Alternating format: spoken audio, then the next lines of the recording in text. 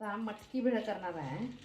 मटकी भेळ करण्यासाठी मी मटकी थोडीशी वाफवून घेणार आहे. वाफवून घेण्यासाठी अगदी थोडंसं पाणी घालायचं आणि एक शीट देऊन घ्यायची. अगदी थोडंसं पाणी घालायचं, तेल वगैरे काही नाही घालायचं.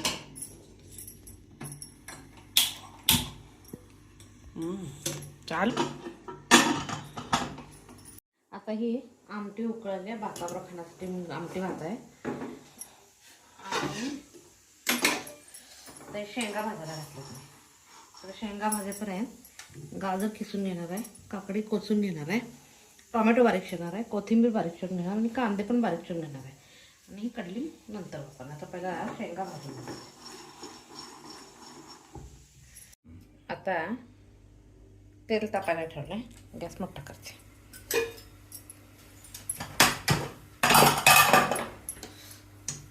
इकडे मी मटकीला फक्त हे करून घेतलं, एक वाफ देऊन घेतली. दुसरं काही.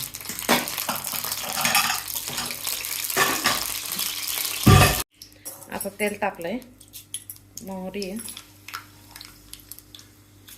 जिरे,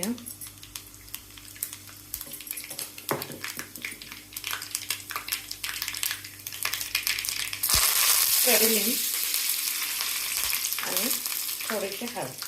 आता गॅस बंद करून देते. बंद बारीक करते गॅस. लसूण घालायचं आहे.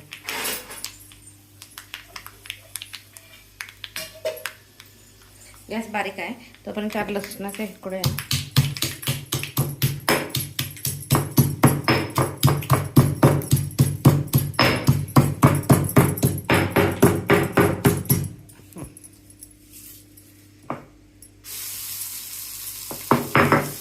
तेल कमी वापरायचं, जास्त नाही वापरायचं.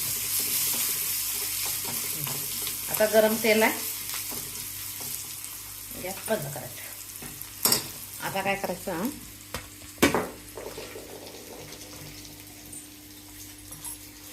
त्या चिरमुऱ्यावर तेल घालून त्यानंतर शेंगा घालून घ्यायच्या.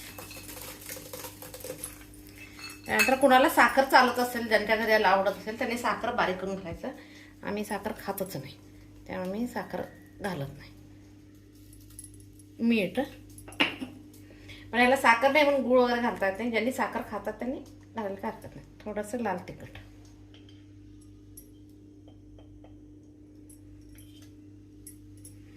त्याच्यानंतर कांदा, टोमॅटो, किसलेलं गाजर आणि काकडी आणि कोथिंबीर. त्याच्यानंतर मी या 2 मिरच्या पण घातलेल्या. त्यानंतर मटकी हे करून घेतले, शिजवून घेतले. एक शिट्टी देऊन घ्यायची. त्यानंतर सगळं मिक्स करायचं.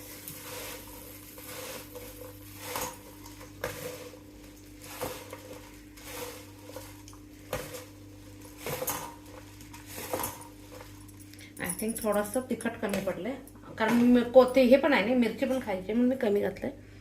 अजून थोडंसं घालते.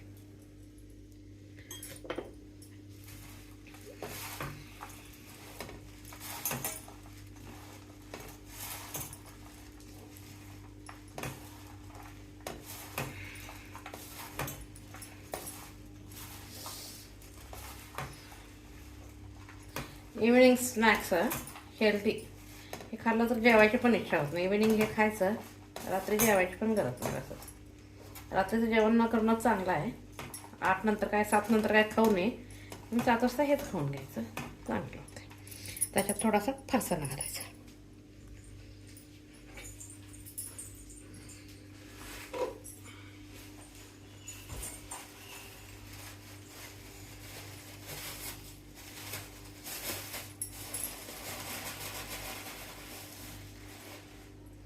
त्याच्यात थोडासा फरसाणा करायचा. करून थोडीशी कोथिंबीर घालायची. पाहिजे असेल तर ह्याचं चिंच गुळाचं पाणी काय करायची गरज नाही. अर्धा लिंबू पिळायचा.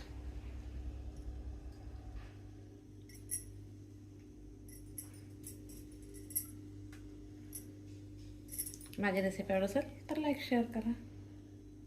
आता याच्यावर अजून थोडंसं कांदा घालायचा, छान लागतं. आणि वर कोथिंबीर घालायची.